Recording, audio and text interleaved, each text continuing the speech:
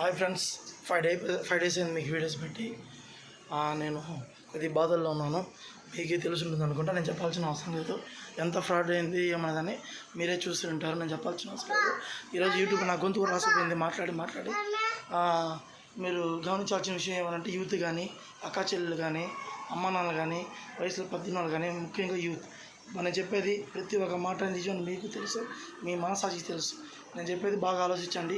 ఈరోజు యూట్యూబ్ కానీ, టీవీ కానీ, ఇన్స్టాగ్రామ్ కానీ, ఎఫ్బీ కానీ అందరూ చూడండి.